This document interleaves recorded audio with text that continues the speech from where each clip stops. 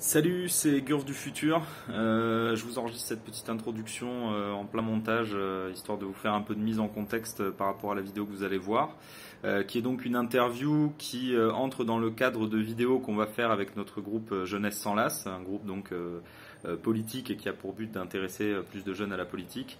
Donc là, c'est des interviews, mais il y aura aussi des formats de billets, un petit peu d'humeur, il y aura probablement des revues de presse. Des micro-trottoirs, on va essayer de faire plusieurs formats. Et donc pour cette interview en particulier, elle a été faite un petit peu dans l'urgence parce que la promotion qu'on devait faire pour le film qui sera diffusé à Gaillac, salle Dom V7 le 11 mars, arrivait à grands pas, donc on a dû le faire assez rapidement. Donc vous allez voir qu'il y a un petit problème avec le micro 1, voilà, on a eu un souci technique. Bon, c'est pas trop gênant parce que c'est mon micro, celui de la personne qui en interview, pardon, et l'interviewé par contre a un bon son, et comme c'est la majorité de l'interview, normalement ça devrait pas trop vous gêner. Donc voilà, je vous souhaite bienvenue chez Jeunesse sans Las par cette vidéo, si c'est comme ça que vous nous découvrez, et probablement à une prochaine.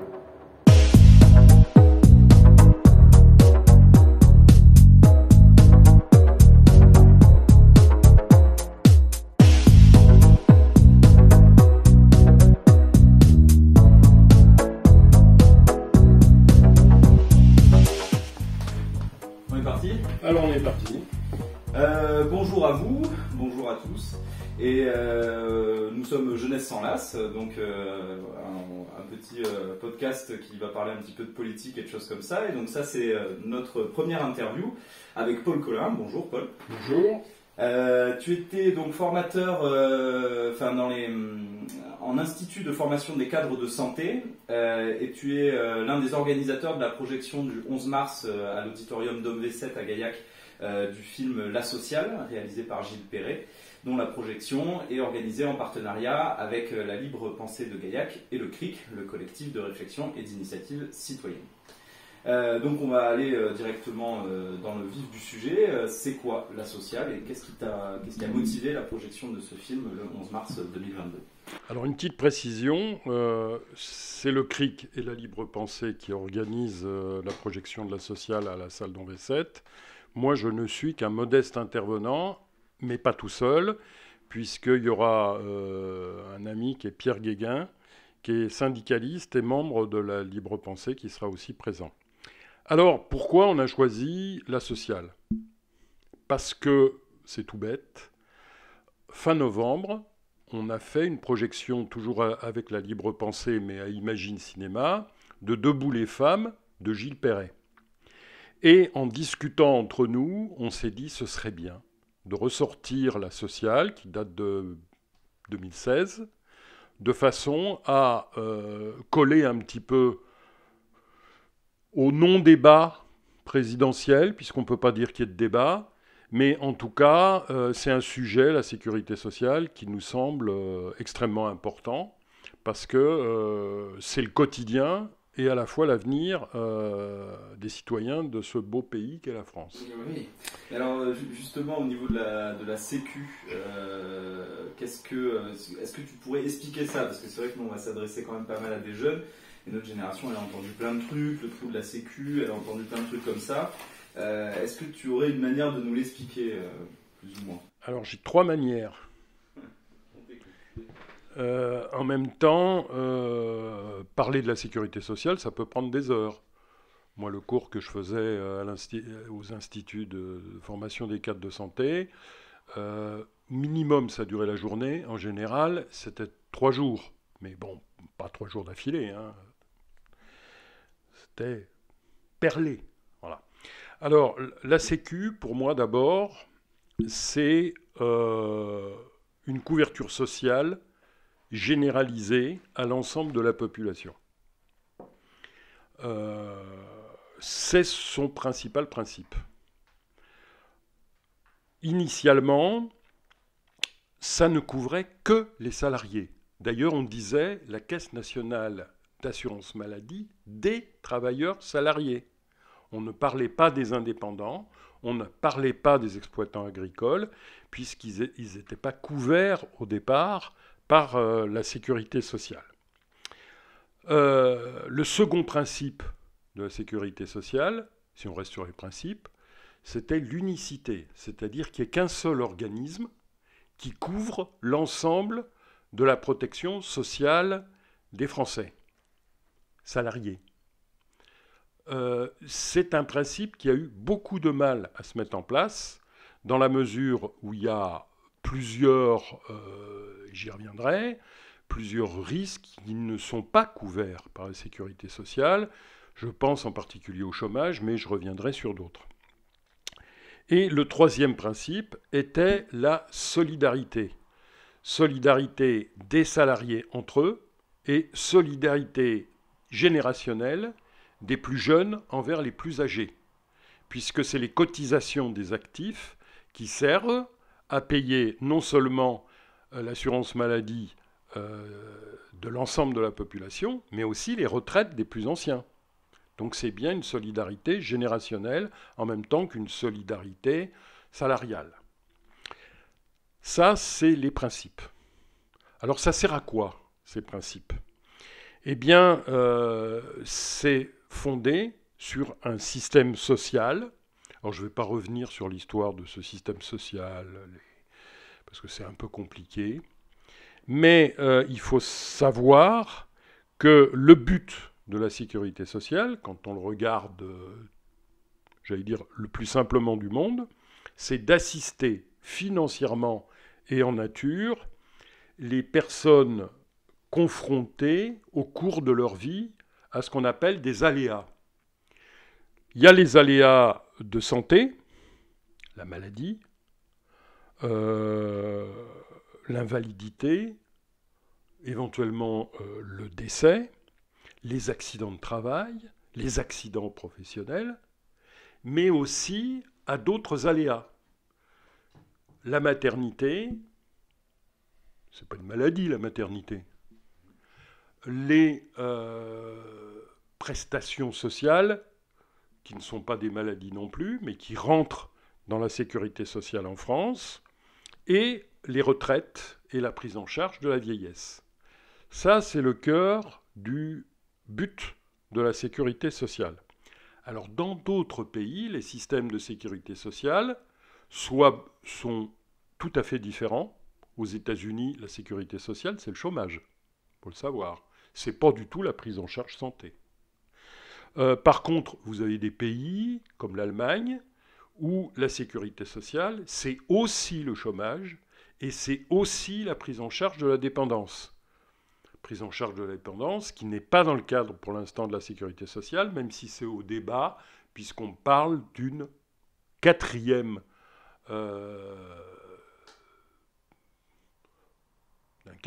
volet de la sécurité sociale qui devrait être la dépendance des personnes âgées, qui est actuellement prise en charge par les départements et non pas par la sécurité sociale. Ça, c'est le but de la sécurité sociale.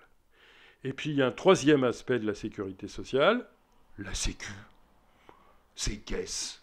Alors, il y a la Caisse nationale d'assurance maladie, il y a la Caisse nationale d'assurance vieillesse, qui est devenue ce qu'on appelle maintenant la CARSAT, parce que ça couvre non seulement les retraites, mais aussi les accidents du travail. C'est les CAF, les caisses d'allocation familiale, donc avec la Caisse nationale d'allocation familiale. C'est aussi tout le pan recettes. Les recettes, c'est l'agence des caisses de sécurité sociale, qui reçoivent les recettes des différents employeurs et salariés, et, du point de vue régional, les URSSAF. Donc ça aussi, c'est la sécurité sociale.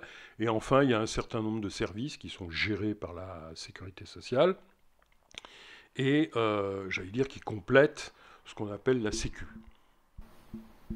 Donc c'est dans ces fameuses caisses, c'est de celle-là dont on entend parler quand on entend des trous en permanence dans les caisses, les fameux trous. Alors à quoi ça correspond, ça, ces fameux trous? Alors, les fameux trous, j'y reviendrai après, parce que le trou, en fait, n'existe pas. D'accord.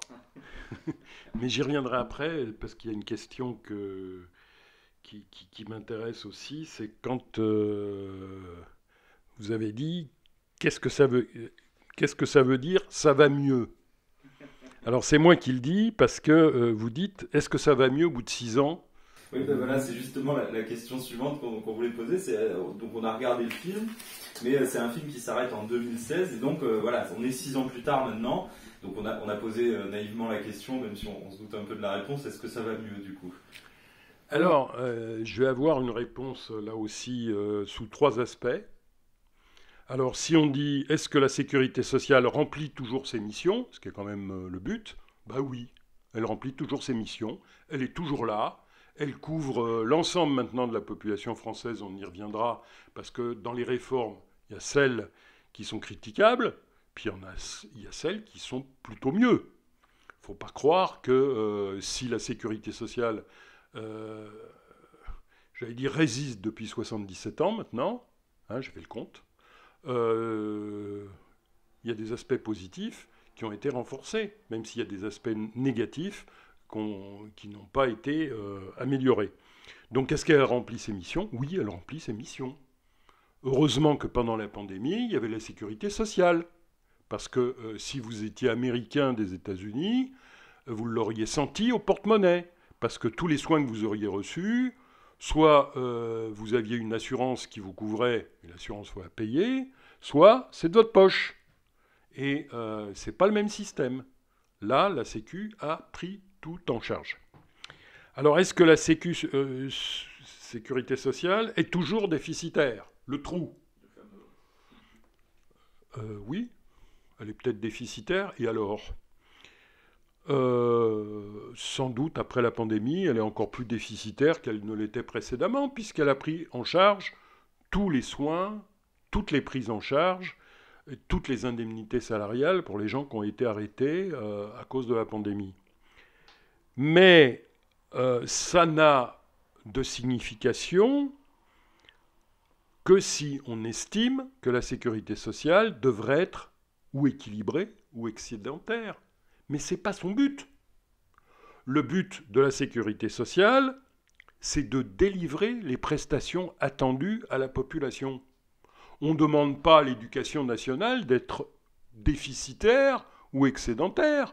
On ne demande pas au ministère de la Défense et aux armées françaises d'être déficitaire ou excédentaire. Elles remplissent des missions. Bien ou mal, elles les remplissent. La Sécu, c'est pareil. Donc, elle n'est pas déficitaire. On lui colle un déficit sur le dos qui s'appelle le trou de la Sécu. On va y revenir après sur certains détails qui peuvent être révélateurs. Mais en fait, le but de la sécurité sociale, c'est ni d'être excédentaire, ni d'être déficitaire, ni d'être équilibré. C'est de répondre à ses missions, qui est de délivrer les prestations qu'on attend d'elle. Oui, donc du coup, ça va dépendre un petit peu. Là, la pandémie nous a bien prouvé ça, en fait. Hein, c'est le fait qu'elle elle va devenir déficitaire, mais dans des moments où on a besoin d'elle. Donc du coup, ce déficit est plus que légitime. Et même, comme tu disais, on pourrait même ne pas parler de déficit, quoi. Voilà. Moi, mon avis, avis, c'est que parler de déficit, c'est un raisonnement comptable qui veut qu'il y ait plus de dépenses que de recettes. Mais à partir du moment où on estime que les recettes étaient suffisantes, mais si elles ne couvrent pas les dépenses, c'est qu'elles étaient insuffisantes. Et c'est justement là où il y a un troisième volet qui est-ce que la répartition entre tous a été remise en cause? Eh bien non. Pour l'instant, ça n'a pas été remis en cause, et officiellement, même les discours de nos politiques sont pour la défense de la Sécu, et y compris dans ce qu'on appelle le système de répartition, qui s'oppose au système dit de capitalisation. Le système de capitalisation, qui est rêvé par les assurances privées, c'est de pouvoir mettre la main sur cette manne de milliards et de milliards et de pouvoir encore engrosser le portefeuille des actionnaires, des assureurs. C'est ça qui les intéresse. Et c'est ce qu'on appelle la capitalisation. C'est ce qui marche aux États-Unis à travers les assurances privées de santé, qui coûtent extrêmement cher. Et on verra par d'autres aspects que ça existe en Europe. Les Anglais qui enfin les Britanniques, pas que les Anglais. Il y a les pauvres Écossais, les Gallois, les Irlandais du Nord en profitent allègrement, devaient normalement avoir un système assuré par l'impôt, qui était le système dit de Beveridge, qui était un économiste anglais qui, pendant la guerre, a créé un système dans sa tête, mais un rapport adressé à Churchill, qui était pour la création d'une sécurité sociale britannique qui n'existait pas avant la Deuxième Guerre mondiale. Ce système, les Anglais l'ont monté après la Deuxième Guerre mondiale, avec une base qui était non pas les cotisations comme en France, mais l'impôt. Et bien sûr, qui s'est acharné à foutre tout ça en l'air? C'est la sympathique Madame Thatcher, qui a privatisé la sécurité sociale britannique, sauf les soins, puisqu'il y a toujours ce qu'on appelle le NHS, National Health Service, qui existe toujours. Par contre, tout ce qui est à la prise en charge de sécurité sociale, c'est désormais privé en Angleterre. Il y a un autre pays qui fonctionne sur la capitalisation en Europe, plein pot, c'est la Suisse. Voilà. Par contre, le système de Beveridge, qui est un système fondé sur l'universalité, c'est-à-dire que c'est valable pour tous, l'unité, même caisse pour tous, et uniformité, c'est-à-dire que tout le monde recevait les mêmes prestations. Ce qui n'est pas le cas en France. On reçoit les prestations en fonction du coût de ces prestations. On est remboursé au niveau des médicaments de ce qu'on achète. Dans le système uniforme britannique vu par Beveridge, on reçoit la même somme, quel que soit le coût. Donc c'était très peu avantageux. Oui, donc ça veut dire que c'était un système qui donnait la même somme à tout le monde, peu importe la maladie? Voilà, en gros c'est ça. Et c'était quoi, une somme qui était allouée par an, par mois? Pas la maladie, parce que les soins étaient pris en charge par l'État, ce qui est toujours le cas. C'est les indemnités journalières qui étaient les mêmes. C'est-à-dire que nous, on touche des indemnités journalières en cas de maladie qui sont proportionnées au salaire. Alors qu'en Grande-Bretagne, le système était une prestation unique pour tous. Que vous soyez riche ou pauvre, c'est tant, point barre. Débrouille-toi, Popol, après. C'est très égalitariste. Voilà. Alors, ce système n'a pas marché, de toute façon, et les seuls pays qui ont hérité du système de Beveridge, mais qui l'ont carrément amélioré en termes de prestations, c'est les pays scandinaves, qui, eux, fondent toutes les recettes sur l'impôt. Et c'est important. Ah oui, parce qu'on les prend souvent en exemple, d'ailleurs, un peu les pays scandinaves. Alors, on les oppose au système, j'allais dire franco-allemand, puisque c'est le même système, qui est non pas fondé sur l'impôt, valable pour tous, mais qui est fondé sur les cotisations et sur les salaires. Ce qui fait que ceux qui ne travaillent pas, cotisent pas. Oui, c'est la phrase d'Ambroise Croizat, à chacun selon ses besoins et chacun paye selon ses moyens. Je sais plus. Voilà, c'est à peu près ça. Voilà. Okay. Alors du coup, on s'est demandé qu'est-ce que ça implique pour le futur. Du coup, ce que tu nous disais là, vers où on va maintenant, est-ce que la Sécu risque de s'effondrer sous les attaques du système d'assurance? Voilà. Où est-ce qu'on en est là avec la Macron? Alors pour l'instant, c'est pas le cas, dans la mesure où, ne serait-ce que dans le cadre de la pandémie, j'allais dire la solidité du système a été prouvée. Même si ça coûte cher. Mais ça aurait été privé, ça aurait coûté 10 fois plus cher. Donc, pour l'instant, c'est pas remis en cause. Et c'est pas remis en cause dans son principe fondateur financier, qui est, ce que je disais tout à l'heure, la répartition opposée à la capitalisation. D'ailleurs, le petit-fils d'Ambroise Croizat, fondateur Sécu, a eu cette phrase dans un discours qu'il a fait opposé à un député d'un parti que je ne connais pas bien, La République En Marche. Je ne sais pas si ça vous dit quelque chose. Et le petit-fils d'Ambroise Croizat disait ceci: une originalité du système Croizat, c'était justement de mettre les cotisations à l'abri des appétits de la finance en général et de l'assurance privée en particulier. Il a dit ça il y a très peu de temps. C'était dans un discours qui me semble important. Voilà. Donc il y a quand même une ouverture de certaines prestations au niveau du privé actuellement. Alors c'est plus complexe que ça, c'est-à-dire qu'il y a un certain nombre de, non pas de prestations, mais de de complémentarité de prestations qui ont toujours été non pris en charge par la sécurité sociale, même si celle-ci a élargi cette possibilité.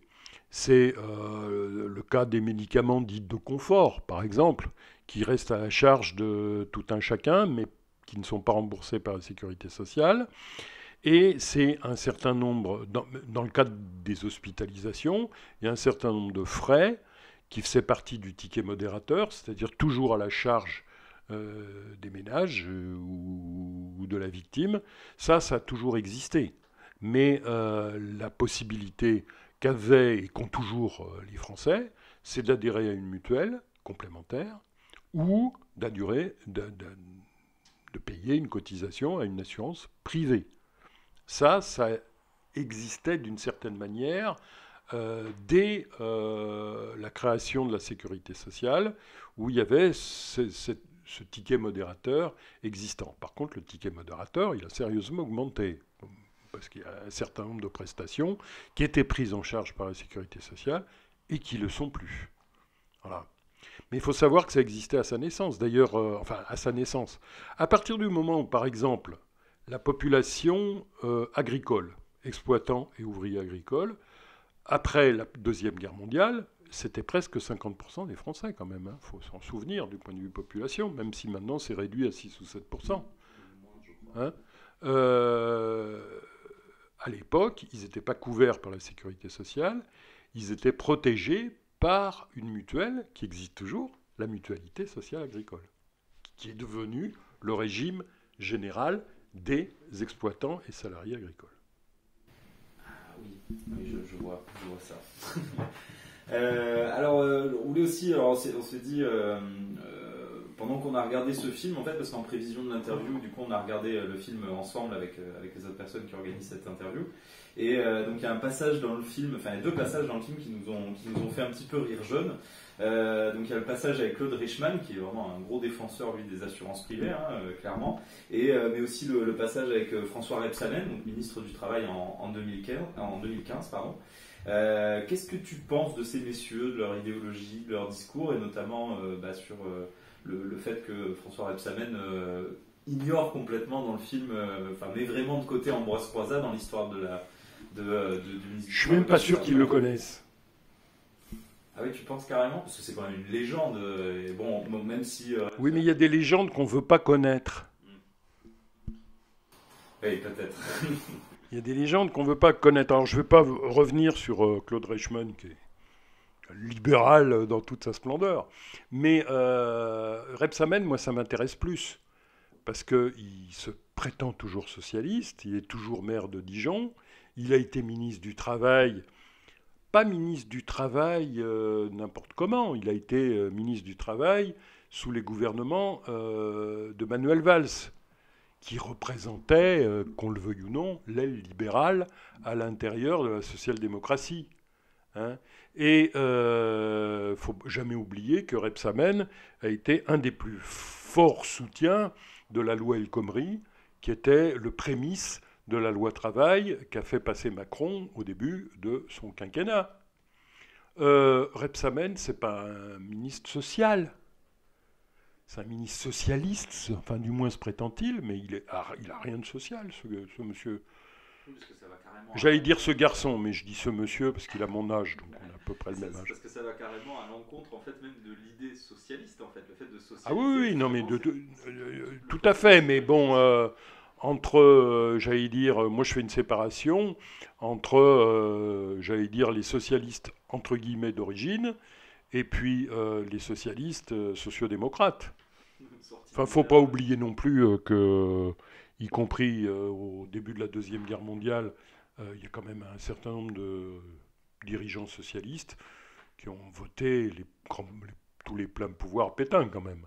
Faut avoir un peu de mémoire de temps en temps. La SFIO à l'époque. Non, la SFIO, c'est venu après. Ah oui, c'est après la SFIO, autant pour moi.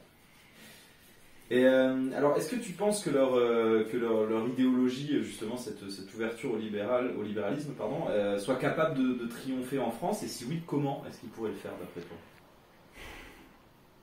Alors, tout peut se produire dans le climat actuel. Moi, tout peut arriver. Je pense que, par contre, il faut essayer de se maintenir au principe défendu, qu'on a évoqué tout à l'heure, et en particulier le principe de répartition contre la capitalisation. Parce que c'est là où est le cœur du problème. Soit on exerce la solidarité dans le cadre de la répartition, soit c'est du chacun pour soi et c'est la capitalisation. Et je pense que c'est là où se situe le nœud du problème. Il y en a d'autres, hein, mais je pense que c'est important que ça se passe comme ça. C'est vrai que ça revient un petit peu en fait sur ce qu'on disait au début, c'est un débat qui est presque sémantique en fait sur le trou de la sécu, l'idée des déficits, etc. etc. Ça revient un petit peu là-dessus, sur cette espèce d'idéologie du chacun pour soi, ce que tu disais. Et au contraire de faire justement de socialiser en fait tout ça. Je trouve ça intéressant parce que du coup il y a quand même cette idée un petit peu que il faut le rappeler tout le temps que c'est soit ça, soit le chacun pour soi. Plutôt que de parler de déficit, de termes dans le genre, il faudrait dire c'est un choix, c'est soit on fait chacun pour soi, soit tout à fait. Donc ça se résumerait un petit peu à ça. Et donc toi tu penses qu'elles sont quand même capables de triompher en France, une Thatcher à la française? Je sais pas. Ouais. Je sais pas parce que quand je vois le non-débat actuel, ils peuvent faire n'importe quoi. C'est-à-dire que, on le verra tout à l'heure, il y a des mesures qui ont été prises qui n'étaient pas si mauvaises que ça, même s'il y a eu des gros coups. Néanmoins, la loi travail de Macron, avec la disparition des CHSCT, des comités d'hygiène et de sécurité des conditions de travail, c'est un vrai coup, j'allais dire, aux salariés. Je ne parle même pas de classe ouvrière, si tant est qu'elle existe encore, mais aux salariés dans les entreprises. C'est-à-dire que la protection d'hygiène et de sécurité n'est plus faite. Faut le savoir, depuis 2020. Et donc ça va se concrétiser comment en fait ça, le fait que ça a été supprimé? C'est tout ce qui est alors c'est du travail, etc. Non, c'est pas supprimé, mais c'est fusionné avec l'ensemble des compétences des comités d'entreprise ou dans le public des commissions techniques paritaires. C'est-à-dire qu'on ne leur donne plus l'importance que ça avait. Donc ça va être traité en fin de réunion, rapidement, et il n'y a plus de budget spécifique là-dessus dans les entreprises, alors qu'avant, il y en avait un. Ah oui, d'accord. C'est la dissolution dans les problèmes de l'entreprise. Ah, bah, ça va avec le reste. Non, ça ne va pas avec le reste. Donc ça peut ne pas être une priorité à un moment, quoi. Bien sûr. On peut mettre les questions de sécurité de côté. Je peux retourner le micro. Ah. Oui. Alors, dans le film, il y a un chiffre de 6%, donc c'est la part de frais de gestion pour la Sécu qui est mis en parallèle avec les 25% de ces mêmes frais pour des mutuelles. Donc, il parle justement du fait qu'il faut payer la publicité, qu'il faut payer aussi probablement des actionnaires, etc. Alors, j'ai ajouté, moi, comme chiffre, un chiffre qui est pas tout à fait précis, mais que Bernard Friot, qui est l'un aussi des intervenants du film, avait donné à une autre époque. Qui disait donc qu'il y avait 10% que le coût de la santé en France coûtait environ 10% du PIB contre 15% pour le PIB américain, qui est l'un des exemples un petit peu de capitalisation. Et donc comment ça se fait justement qu'on ait encore en France cette idée reçue que la Sécu coûte plus cher, alors que justement là c'est la preuve que le système privatiste coûte plus cher. Et d'ailleurs c'est Friot qui parle de révisionnisme dans le film, c'est quand même un terme assez fort. Tout à fait. Alors, je vais séparer quand même les frais de gestion du coût de la santé, parce que c'est deux choses, à mon avis, qu'il faut traiter de façon différente. Les frais de gestion, alors, il faut être précis, c'est-à-dire que je crois que Friot, non, je ne sais pas si c'est Friot, en tout cas dans le film, ça s'appuie sur une enquête qui a été faite à l'époque, et moi que j'ai repris sur le site officiel de la Sécurité sociale. C'est donc pas, j'allais dire, inventé par un journaliste. C'est le site officiel de la Sécurité sociale, où les frais de gestion sont même pas 6%, c'est entre 1% et 4% du budget de chaque caisse. Donc c'est même moins. À comparer, non pas à 25%, mais à entre 17 et 20% en moyenne pour les compagnies d'assurance et les mutuelles. C'est tout bête. La Sécu, elle fait son boulot de gestion. Elle essaye en plus de faire des économies sur sa gestion. On ne va pas lui reprocher. Mais elle ne fait pas de pub. Vous ne voyez pas de pub pour la Sécu. À quoi ça sert de faire de la pub pour la Sécu, puisque tout le monde est inscrit à la Sécu. En plus, elle est devenue universelle. On verra tout à l'heure comment. Donc, elle ne fait pas de pub. C'est pas comme les mutuelles ou les assurances qui, elles, ont, j'allais dire, des dépenses nombreuses. Certes, ils ont les frais de gestion, mais ils ont les frais de publicité, la multiplicité des mutuelles qui répartit les choses, qui communiquent entre eux, c'est pas facile. Il y a la concurrence entre la mutualité française et les assurances privées. Et puis pour les assurances privées, il faut bien rémunérer les actionnaires, sinon ils ne vont pas financer. Pauvres gens, hein ? Donc forcément, ils ont des frais de gestion qui sont importants. Et qui sont payés par qui ? Les mutualistes et les cotisants. Voilà. Alors il y aurait une solution. Il y aurait une solution qu'a d'ailleurs préconisé Mélenchon en 2017 et qu'il a repris en 2022. C'est de prendre, et ça c'est une des, j'allais dire, des ironies de l'histoire. En 1945, quand l'Alsace et la Moselle sont revenus dans le giron de la France, les Alsaciens et Mosellans ont demandé à garder deux choses. Le Concordat, qui rémunère les officiels du culte. Il faut le savoir que c'est une exception française, quand même. C'est pas laïque du tout. Par contre, plus intéressant, ils ont demandé à garder le système de sécurité sociale allemand, qui prend plus de 80% des dépenses de santé en charge. Par l'État. D'accord. Et il suffirait, alors bien sûr, ça fait comme ça veut pieux, de mettre le système d'Alsace-Moselle en vigueur en France, du point de vue de la sécurité sociale, pour que les mutuelles ferment les unes après les autres. Les mutuelles n'ont aucun succès en Alsace. Aucun. C'est juste des complémentaires à minima. Et le système existe, puisqu'il fonctionne dans plusieurs départements français. Mais surtout, on n'en veut pas, parce qu'on ne veut pas fâcher les mutualistes. Et on ne veut pas surtout fâcher les assurances privées, parce que se fâcher avec AXA, c'est pas bien, c'est pas gentil. Faudrait pas qu'ils s'en hein ils vont partir voilà. avec leur argent, après, Alors par contre, pour le deuxième aspect développé, entre autres par Bernard Friot, c'est le coût de la santé. Alors le coût de la santé, c'est un vrai délice. Le coût de la santé, c'est quoi d'abord ? Quand on parle du coût de la santé, on ne parle pas de la sécurité sociale. On parle du coût de la santé. La santé, c'est la maladie, les accidents de travail,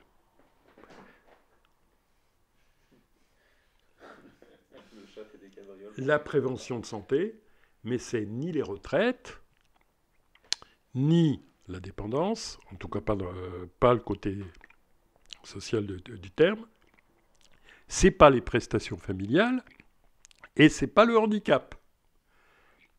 C'est uniquement les questions de santé. En gros, toute proportion gardée, c'est la Caisse nationale d'assurance maladie, dans lequel on a mis aussi la maternité. C'est un mystère français. Je ne comprends pas pourquoi la maternité ne fait pas partie de la caisse d'allocation familiale et qu'on a raccroché ça à la Caisse nationale d'assurance maladie, comme si le fait d'avoir des enfants était une maladie. Oui, c'est vrai que c'est étrange. Non, mais c'est une étrangeté française. Bon, c'est comme ça. Cela dit, la maternité est très très bien couverte en France, on ne va pas s'en plaindre. Alors, ce coût comprend non seulement les dépenses de la Sécu, c'est-à-dire de ce que je viens de dire en matière de caisse du régime général de la Caisse nationale d'assurance maladie, mais ça comprend aussi les régimes spéciaux, la mutualité sociale agricole dont on a parlé, mais la SNCF, mais la fonction publique a son régime spécial, mais l'EDF, mais GDF, mais les mines où il n'y a plus de mineurs mais qu'on continue à payer, etc.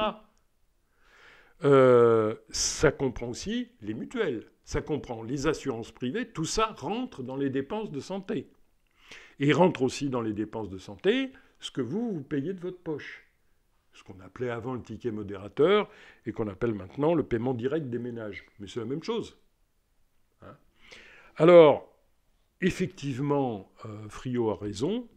En France, cela représente 11% du produit intérieur brut. Oh là là, que c'est beaucoup! Et en Allemagne? Eh ben, en Allemagne, c'est pareil, c'est 11%. Mais on verra qu'il y a une petite différence quand même. Mais c'est 11% de leur PIB, comme en France. Et là où Friot a des chiffres anciens, il met 15% pour les États-Unis. C'est pas 15%, c'est 17% maintenant. Parce qu'il faut cracher. Il faut les enrichir, les assurances. 17% maintenant. 17%. Voilà. Alors, il faut détailler le montant, parce que voir le pourcentage du produit intérieur brut, ça n'a aucune signification. Ce qui a beaucoup plus de signification, c'est le montant de santé dépensé par habitant. Ça, c'est intéressant. Aux États-Unis, l'Américain moyen, par an, dépense $10 000, soit 9 000 €. C'est pas rien quand même, 9 000 € par an. En France, c'était, avec les chiffres que j'avais, qui datent quand même, qui datent de 2016-2017, 3 582 €. Pas cher quand même.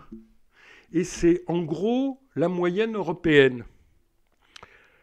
Certains pays de l'OCDE européens sont largement au-dessus. Je parlais de la Suisse tout à l'heure. Ils ont un régime privé. C'est 7 361 €. Quand même pas rien. Alors, c'est dû à quoi cette différence de coût, enfin de dépenses en tout cas par habitant? Bah, c'est par habitant, c'est les dépenses par habitant. Donc c'est juste que les habitants français vont moins solliciter non, les soins, c'est que les soins qu'ils payent, c'est des bons soins, coûtent moins cher qu'en Suisse. Ah d'accord, donc en fait ça va être le coût du médecin, le coût du médicament, le coût du... Voilà, tout ça multiplié. D'accord. Voilà. Alors certains sont en dessous. Par exemple, le Bulgare, il touche 504 € par an. C'est pas beaucoup. Il n'est pas très bien soigné non plus. Il n'a pas beaucoup de médicaments, il n'a pas beaucoup de soins, donc il ne revient pas très cher. Hein, et c'est là où le pourcentage du PIB, même quand il est égal, ce n'est pas le même montant. C'est-à-dire qu'en Allemagne, c'est 11%, en France, c'est 11% pareil du PIB. Sauf que les Allemands, ils touchent 3 973 €, un peu plus que les Français. Parce qu'ils ont un PIB plus important. Donc, il ne faut pas se contenter du PIB, il faut comparer ce qui est comparable. Voilà. Et puis, à l'intérieur des dépenses de santé, il faut regarder les soins, les médicaments, les transports sanitaires, les indemnités journalières, les hospitalisations, les actions de prévention. tout ça, ça a un coût qui est séparable. Et les actions de prévention, c'est ça qui coûte le moins cher en France et qui éviterait d'autres dépenses. Parce que, par exemple, les dépenses des pays scandinaves ne sont pas très élevées par habitant, mais ils ont j'allais dire, une politique de prévention qui est beaucoup plus efficace que chez nous.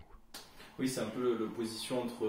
Alors souvent, on prend un peu le cliché de la médecine chinoise et machin, mais bon, entre une espèce de médecine préventive où on va voir son médecin quand on n'est pas malade et inversement où on va voir son médecin pour nous réparer, quoi, comme si on était une machine. Voilà, c'est ça. D'accord. Donc eux, ils ont plus une politique où ils vont essayer de dire aux gens, mangez comme ça, buvez comme ça, moins d'alcool, moins d'autres trucs. Oui, ils sont plus sur la prévention. D'accord. Ouais, c'est ce qui n'est pas plus bête, hein. C'est peut-être mieux.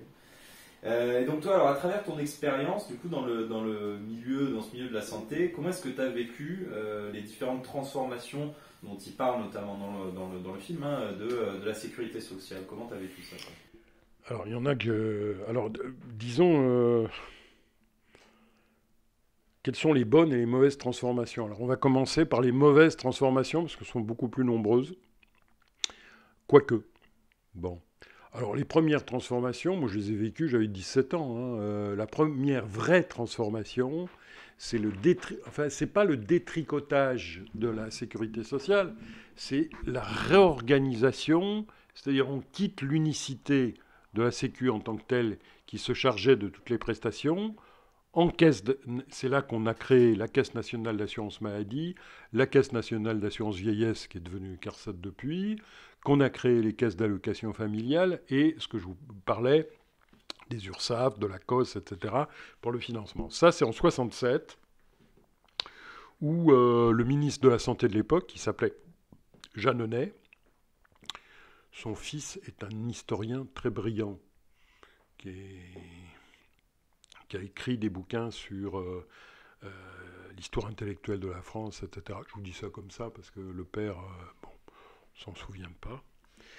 Voilà. Et c'est, j'allais dire, une réforme qui a été la réforme gaulliste de la sécurité sociale, qui a eu quand même comme conséquence importante, c'est de diminuer le poids des syndicats dans la gouvernance des instances de sécurité sociale.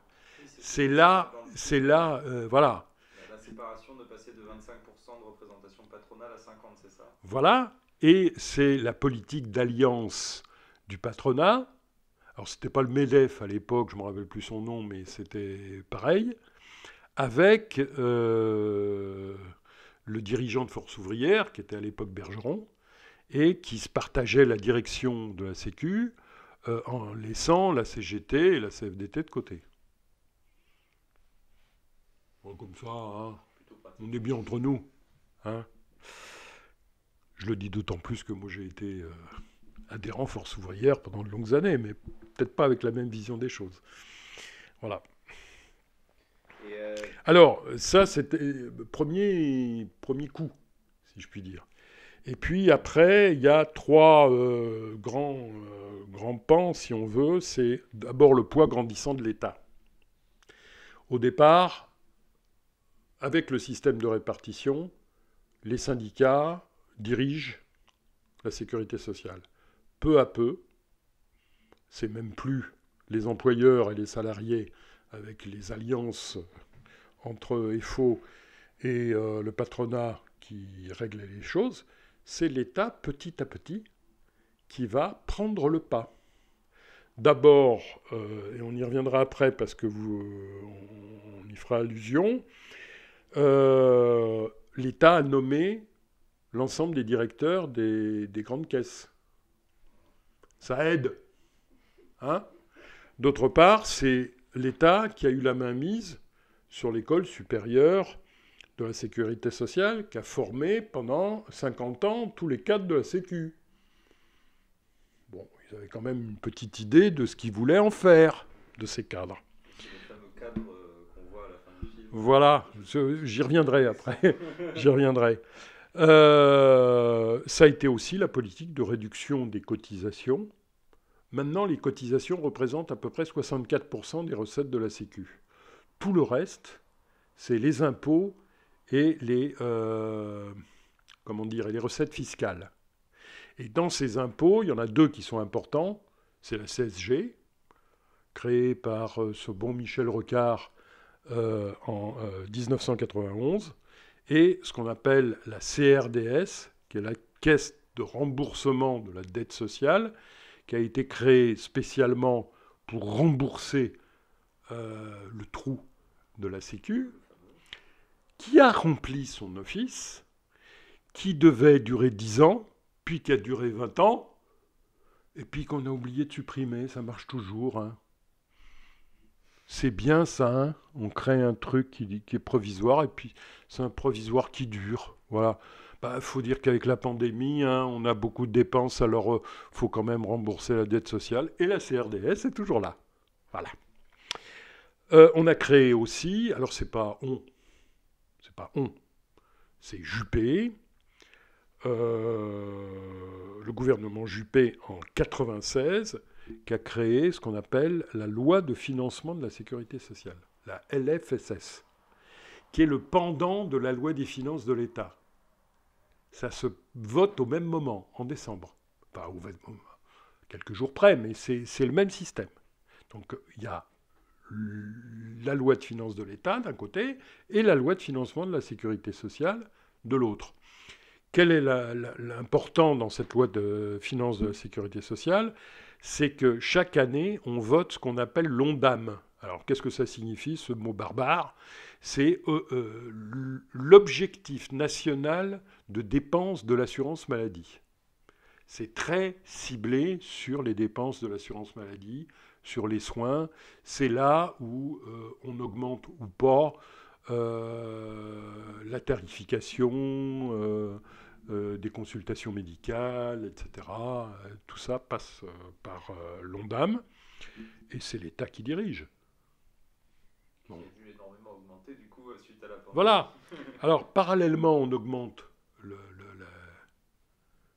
maîtrise de l'État sur la sécurité sociale, et il y a un moment où on oublie même de demander aux salariés de voter dans les instances, puisque la dernière fois qu'on a voté aux caisses de sécurité sociale, et moi j'ai voté à ce moment-là, c'était en 82, sous Mitterrand, il y a 40 ans. On a voté il y a 40 ans pour les caisses de sécurité sociale. Depuis, on ne vote plus.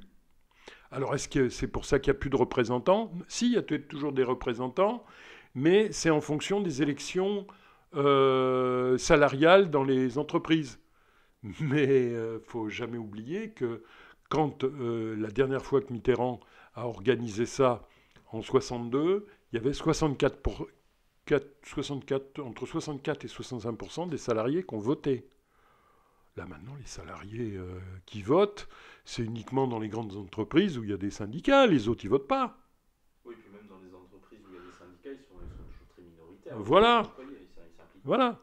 Donc, il n'y a plus d'implication, alors qu'à l'époque, il y avait encore une implication importante.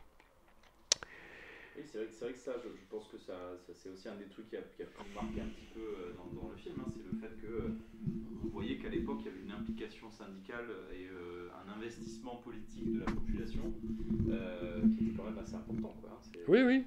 C'était pas la même époque. Quoi, voilà. Et puis, dernier point où on peut commencer à voir l'évolution et les transformations de la sécurité sociale, c'est le maintien d'un financement comptable destiné à combler le fameux coût de la Sécu. Puisque pour rembourser un déficit, il faut inventer le déficit. Ils sont bien débrouillés pour le faire. D'abord, on baisse les cotisations. C'est la fameuse mesure Sarkozy qui abroge les cotisations sur les heures supplémentaires. Voilà, on ne paye plus. Alors si vous baissez les cotisations, forcément ça baisse les retraites, les recettes, et forcément, les prestations étant inchangées, ça coûte un peu plus cher. Et on creuse le déficit. C'est le maintien des régimes spéciaux, sans politique de financement compensatoire. Alors l'exemple le plus caractéristique, c'est le système minier, qui était très avantageux. Mais il n'y a plus de mineurs en France, donc il n'y a plus de cotisants. Par contre, il y a toujours des mineurs qui sont à la retraite. Il y a toujours des familles de mineurs qui touchent des prestations. Eh bien, qui c'est qui paye? C'est la Sécu. Et qui c'est la Sécu? C'est les cotisants actifs. Oui, donc c'est nous. Hein. Et c'est nous. Non, mais ce que je veux dire, c'est qu'il n'y a pas eu de politique de compensation. On n'a pas cherché au niveau de l'État, en tout cas au début, à compenser ce manque à gagner. Donc c'est la Sécu qui paye. Et voilà. Et forcément, elle est déficitaire, puisqu'elle paye un truc à fond perdu. Ça, c'est un exemple caractéristique. Et alors, le dernier, c'est le meilleur. C'est la réforme de financement de l'hospitalisation publique en 2004. Alors, Jean-François Mattei était encore ministre de la Santé en 2004. Vous savez, c'est le brillant ministre qui a répandu en bras de chemise de son jardin en 2003 sur tous les morts de la sécheresse des personnes âgées qui étaient déshydratées chez eux, et qui a dit oui, c'est bien embêtant, hein, mais bon. Alors il a été débarqué quand même après comme ministre de la Santé, il est resté quand même jusqu'en 2004. Et après, pour le féliciter de ses bons services, il est quand même devenu président de la Croix-Rouge, quoi. Faut quand même pas le rentrer chez lui, le pauvre garçon, il pouvait encore servir. Donc on a créé cette tarification à l'activité, qui existe encore. Tarification à l'activité, créée par Mattei, défendue par Bachelot, défendue par... comment il s'appelle, là ? C'est un espèce de candidat du nord de la France, là, qui a failli être candidat pour LR. Xavier Bertrand, voilà. Je cherchais son nom. Xavier Bertrand, ministre de la Santé. Hein. Alors on s'est dit, youpi, quand Hollande est arrivé, Marisol Touraine, elle va supprimer tout ça. Eh ben non. Elle l'a gardé. Et puis alors, quand elle est partie en 2017 de son ministère, elle avait quand même dans ses cartons un monsieur qui a tout fait pour supprimer la tarification à l'activité, qui était un jeune médecin grenoblois brillant, qui s'appelle Olivier Véran, qui est maintenant ministre de la Santé. Et puis depuis, il a oublié purement et simplement d'enlever cette tarification à l'activité, qui est un système, la tarification à l'activité, qui est fait pour payer les actes médicaux. Pour payer les actes médicaux, il faut en faire. Donc les hôpitaux et les cliniques multiplient les actes médicaux. Et ça coûte un prix dingue. Alors on y reviendra sur le prix dingue, mais ça a une autre signification. Et pour quel besoin ? Un des points relevés par la Cour des comptes régulièrement, c'est la répétition des actes de santé inutiles. Vous êtes hospitalisé à l'hôpital, on vous fait des analyses. Hop, vous allez à la clinique d'à côté, boum, on vous refait la même chose. Et qui c'est qui paye ? C'est la Sécu. Mais quel intérêt pour une clinique, on voit bien l'intérêt de multiplier ça, mais pour un hôpital public, quel intérêt du coup de multiplier les... Mais c'est de créer des actes. Et c'est en fonction de ça qu'ils touchent leur budget. Ah oui, d'accord, pour augmenter le budget de l'hôpital. Eh oui. D'accord. Faut prouver qu'on fait des actes. Sinon, si on ne fait pas beaucoup d'actes, ça veut dire qu'on ne travaille pas beaucoup. Et si on ne travaille pas beaucoup, on va vous supprimer les crédits. C'est élémentaire. Des déborde de personnel en plus. Voilà, non mais c'est affligeant. C'est le système le plus bête qui ait jamais été créé, avec une sophistication absolue. Je le dis d'autant plus volontiers que moi j'ai travaillé sur la mise en place de la tarification à l'activité quand j'étais à la direction des hôpitaux d'Aix-en-Provence pour qu'on mette ce système-là en place. Mais je ne voyais pas les tenants et les aboutissants. Alors ça, c'est les mauvaises nouvelles. Les bonnes. Quand même. Alors, il y en a, j'en ai relevé 3 quand même. La première, en 1999, c'est la décision de Martine Aubry de créer la couverture maladie universelle. Ça, c'est une bonne chose. Parce que tous les Français sont couverts par la sécurité sociale. Et c'était la possibilité de donner aux gens à faible revenu de pouvoir avoir une complémentaire santé. Et ça, ça concernait quand même 6 millions de Français. C'était quand même pas mauvais. La deuxième, c'est complètement involontaire. C'est parce que le régime social des indépendants était tellement mal géré, tellement déficitaire, qu'ils ont fini en 2020 par l'intégrer au régime général. Ce qui aurait dû être fait depuis 70 ans. Mais bon, c'est fait. Et puis enfin, je vais remercier quand même M. Macron d'avoir honoré son engagement de 2017. Il a créé quand même le reste à charge zéro pour les lunettes, les prothèses dentaires et auditives. Il l'a fait. Est-ce que ça marche? Est-ce qu'on est tous les deux concernés là? Je sais pas. Alors, je pense que ça marche parce que quand je suis allé écouter voir à côté sur la place du Griffoul, on me l'a proposé. J'avais été voir mon ophtalmo et voilà. Ils m'ont dit, il y a le reste à charge zéro, c'est... Bon, j'aurais dit non, écoutez, je veux des vraies lunettes quand même, pour voir. Je blague. Mais ça existe. Bon, donc je peux pas dire que ça n'existe pas.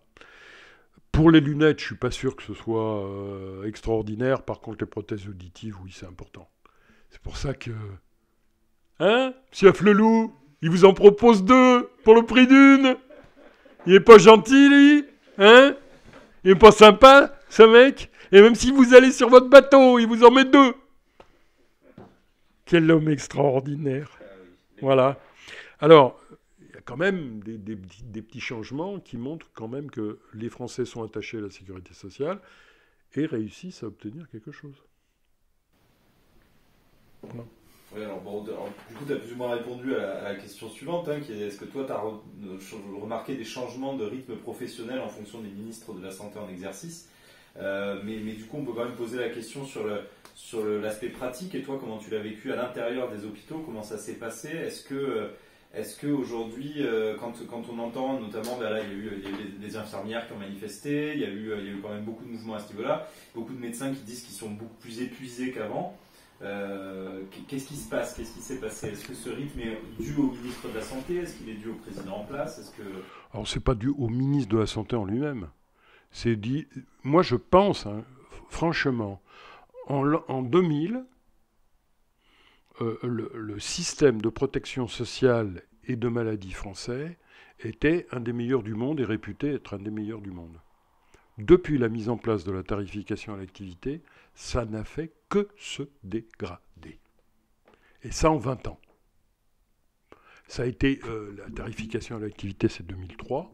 On est en 2022. Bon, c'est pas tout à fait 20 ans, mais c'est presque. Et depuis, on a une dégradation progressive des conditions de travail qui font que maintenant, non seulement le personnel... j'allais dire, certes, continue à revendiquer. Hein, d'ailleurs, Anne Gervais, qui intervient dans le film, a été une des dirigeantes du mouvement de défense de l'hôpital public. On a eu, à partir de 2018, de nouveau une vague de revendications avec ce qu'on appelle le collectif interhôpitaux, qui était avant la Covid, hein, qui était extrêmement puissant pour dire que ça ne marchait plus. Et bien le résultat, il arrive maintenant, c'est que les professionnels de santé s'en vont de l'hôpital et choisissent d'autres métiers ou choisissent d'aller en libéral, etc. Et on paye l'incurie, j'allais dire, d'une gestion comptable et uniquement comptable des hôpitaux depuis 20 ans. Voilà. C'est pendant ce mouvement de Et ça se voit avec l'absentéisme. L'absentéisme. Alors j'ai relevé une enquête de la Fédération hospitalière de France. La Fédération hospitalière de France, c'est la fédération, entre guillemets, patronale des hôpitaux publics. C'est-à-dire c'est les employeurs qui font cette enquête. En 2019, l'absentéisme, selon les hôpitaux, ils le font essentiellement sur les CHU, sur les centres hospitalo-universitaires, c'était entre 8,5% et 10%. En un an, en 2020, c'est passé à entre 9,5% et 11,5%. C'est énorme. Ça veut dire que l'absentéisme moyen en France des salariés, c'est à peu près 6%. Bon, ça veut dire que les gens, ils arrêtent, quoi. Oui, donc là, ils sont au point de craquer. Ce que je disais, oui, tout à fait. Ce mouvement de 2018, c'est là où il y a eu cette image de l'infirmière qui s'est retrouvée embarquée par la police parce qu'elle leur avait jeté 3 graviers au-dessus. Oui. Elle était terriblement dangereuse avec ses graviers. Et donc oui, ça vient de là. Il y a eu quand même ce mouvement et on a vu quand même qu'il y a eu un rapport de force qui a été fait par le gouvernement qui pourrait probablement plus faire aujourd'hui, puisque avec la crise de la Covid et le fait qu'on a applaudi le personnel soignant aux fenêtres, c'est vrai que peut-être que maintenant les images d'une infirmière qui se fait embarquer, ce serait peut-être plus... Ça serait mal vécu. Cela dit, quand on regarde le Ségur de la santé, où ils sont censés avoir augmenté les salaires des personnels soignants, c'est le minimum. Les mêmes personnels soignants à qualification égale, aides-soignants, infirmiers, médecins, dans les hôpitaux, j'allais dire, des démocraties environnantes. Alors je ne parle même pas de la Suisse, mais parlons de l'Allemagne, de la Belgique, etc., ou de l'Angleterre. C'est 25% de plus qu'en France. Ah oui, quand même, 25%. Eh ben, qu'est-ce que font les infirmières du nord de la France? On travaille en Belgique et aux Pays-Bas. Si vous êtes alsacien, vous préférez aller travailler en Allemagne que de continuer à gagner 3 francs 6 sous en France. Et pareil en Savoie. En Savoie, ils n'arrivent pas, et en Haute-Savoie, ils n'arrivent pas à recruter de personnel soignant. Ils partent tous en Suisse. Plus rentable, effectivement. Alors du coup, Anne Gervais qui nous parle du coup de perte de sens dans son travail. J'ai ajouté, c'est ma petite note, qu'on peut parler d'aliénation au sens marxiste. Comment est-ce que toi tu l'as ressenti sur le personnel, ce truc-là? Donc c'est un peu ce que tu disais avant, mais est-ce que tu as des exemples aussi de personnes qui ont pu t'en parler Oui, c'est évident que... surtout, moi je suis parti à la retraite en 2016. C'est pas si vieux que ça. Mais, j'allais dire, il y avait déjà des gens qui me disaient bon, on vous aime bien, mais on s'en va. Parce que le compte n'y est pas. Ou je m'y retrouve pas dans ce pourquoi je suis rentré à l'hôpital. Et je pense que déjà ça existait en 2016, je pense que ça n'a fait qu'empirer et qu'augmenter. Oui, d'autant plus avec le Covid là, qui a rajouté une couche. Voilà, qu'on a rajouté une couche. Alors cela dit, si vous voulez voir la perte de sens dans le travail, allez voir le film de Stéphane Brisé qui vient de sortir, qui s'appelle Un autre monde, qui est la suite, c'est le dernier volet de sa trilogie où il avait fait... la première partie, c'est sur le chômage, la deuxième, c'est sur le syndicalisme, et là, il a fait sur la perte de sens d'un cadre à qui on demande de faire un énième volet de licenciement et qui craque, quoi. Et si vous voulez lire ce que c'est que la perte de sens en pratique dans le monde ouvrier, vous avez un petit livre, moi, que j'ai lu avec passion, qui s'appelle Ceux qui trop supportent, sur les GMS de la souterraine dans la Creuse. C'est Arnaud Bertinac, journaliste, qui a écrit ce bouquin, qui se passe entre 2017 et 2020, 21, qui est remarquable, sur comment on dégoûte les ouvriers qualifiés, mais super qualifiés, d'une entreprise d'avoir envie de travailler, quoi. C'est... Alors, j'allais dire, il suffit de regarder autour de nous, hein, c'est les procès d'Orange entre le personnel et la direction d'Orange, où on dégoûte les gens de travailler. C'est, dans l'actualité, le personnel soignant en EHPAD chez Orpea, où hier soir, j'ai regardé un petit peu, je ne vais pas regarder tout, mais chez Corian, c'est pareil. Pareil. Et en fait, dans énormément d'autres voilà. États, au final, c'est vrai que et ça se manifeste, certains par le comment on appelle ça, le burn-out, mais ça se manifeste aussi par le retrait, je m'investis plus, le refus, non, je ne fais pas, la revendication, ce qui est un petit peu normal. Et puis ça va jusqu'aux plaintes judiciaires, hein, pour harcèlement, etc. Donc on est quand même dans un mouvement... moi, de harcèlement, de plainte pour harcèlement, j'en ai jamais vu dans ma vie professionnelle. On commence à en voir plein. D'abord parce que ça existe, mais aussi parce que ça n'existait pas avant, et maintenant, ça existe. Il y avait du harcèlement sexuel, ça a toujours existé. Mais du harcèlement moral pour demander aux agents ou aux salariés de faire un travail qui est contre leurs valeurs, j'allais dire, c'est quand même pas si fréquent et ça vient et ça augmente depuis une vingtaine d'années. Donc là, on rentre dans des stratégies managériales qui vont toucher tous les corps de métier. Oui, puis c'est des stratégies, à mon avis, c'est des stratégies débiles, à tout point de vue. Parce que ça se retourne inévitablement contre l'entreprise à un moment donné. Il suffit de regarder Orpea, hein. Ils le prennent plein la gueule. Oui, puis c'est bien fait pour eux. Ça, le problème, c'est qu'ils ne pourront pas délocaliser en Chine, quoi, parce qu'on va pas voilà. envoyer nos vieux là-bas, quoi. C'est compliqué. Voilà. Ils vont forcément bloquer à un moment. Alors, bah, on arrive petit à petit au bout, et du coup, nous, on avait une dernière question qui est un peu en thème avec ce qu'on fait ici, mais ce qu'on fait aussi de manière générale avec notre groupe Jeunesse sans Lasse. Donc il y a ces étudiants à la fin du film qui ne semblent pas réaliser la portée politique de la Sécu, enfin qui ont bien conscience du fait que c'est la politique qui a créé la Sécu, mais qui ne se rendent pas compte en fait que le fait de le porter encore aujourd'hui, le fait de le défendre, ça a une portée politique. Et donc est-ce que ça relève pas d'après toi d'une lacune au sein de l'institution justement de pousser à ce côté politique?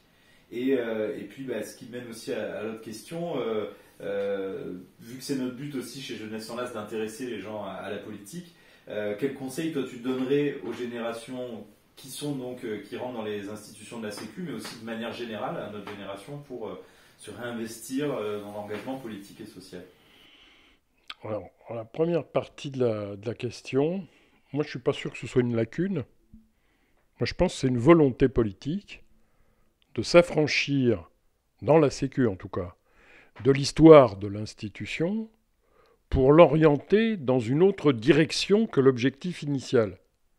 C'est-à-dire que, au lieu de donner des valeurs sociales et humaines, on leur donne des valeurs comptables. Et donc, on n'est pas sur le même objectif. Et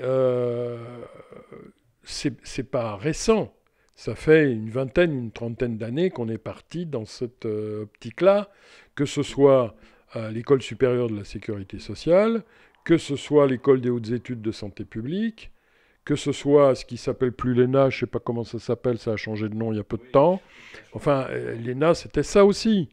Hein. C'est-à-dire qu'on n'est plus sur des valeurs de service public, on n'est plus sur des valeurs de défense des intérêts collectifs, on est sur la rentabilité, on est sur la comptabilité, on est sur les équilibres budgétaires, on est sur autre chose. Hein. Alors, j'allais dire, j'ai repris la fameuse phrase de Macron le 12 juin 2018. On met un pognon de dingue dans les minima sociaux et les gens ne s'en sortent pas. Et il rajoutait, il engageait les gens à se responsabiliser pour qu'ils sortent de la pauvreté. Et il rajoutait, et sur la santé, c'est pareil. Tout le système de soins que je veux repenser, c'est aller vers plus de prévention pour responsabiliser, y compris les acteurs de soins. Le problème, c'est qu'il rend responsables les pauvres ou les soignants de leur responsabilité. Il les rend responsables. Alors que le problème, il n'est pas là. Le problème, il est dans le système créé par les politiques successives, et ce depuis une bonne vingtaine d'années, en gros, de Chirac à Macron en passant par Sarkozy et Hollande, qui ne sont pas orientés sur la défense des intérêts collectifs, mais qui sont orientés dans la non-répartition des richesses produites. C'est un refus de répartition des richesses produites. Et ça, c'est un vrai problème politique. Alors après, donner des conseils. Bonne mine. Alors après, une vie professionnelle où le bilan est négatif, où tu te dis, la Sécu, elle était mieux avant, la répartition des richesses produites n'a jamais été autant inégale, le paysage politique français est catastrophique. Qu'est-ce que tu vas donner comme conseil, vieux con ? Difficile. Hein ? Alors, bon, je m'y risque quand même, puisqu'on me le demande. Donc, j'allais dire, il y a deux types de conseils. Il y a les conseils individuels, puis il y a les conseils collectifs. D'abord, à titre individuel. Moi, je pense, quand je dis à titre individuel, c'est dans le cadre professionnel. Hein, c'est pas, mais c'est valable aussi vis-à-vis de la famille. Hein, c'est d'abord s'affirmer, défendre ses droits, parce que les devoirs, on vous les rappelle tout le temps, donc c'est pas un problème. Voilà. Et c'est bien de faire passer les devoirs d'abord, mais il y a les droits. Bon, donc, moi, mon job, c'est quand j'étais jeune, c'était de défendre mes droits, puisqu'on savait très très bien me rappeler mes devoirs. Et surtout, de refuser de tolérer des attitudes condescendantes, paternalistes, tout en étant, moi, à mon avis, et quand j'étais étudiant, je voyais le résultat, il fallait toujours être aussi le meilleur de la classe. Quand je dis le meilleur de la classe, c'est pas forcément celui qui a les meilleures notes. Le meilleur de la classe, c'est celui qui apporte des idées, qui apporte des initiatives, qui est dynamique. Ça, c'est important.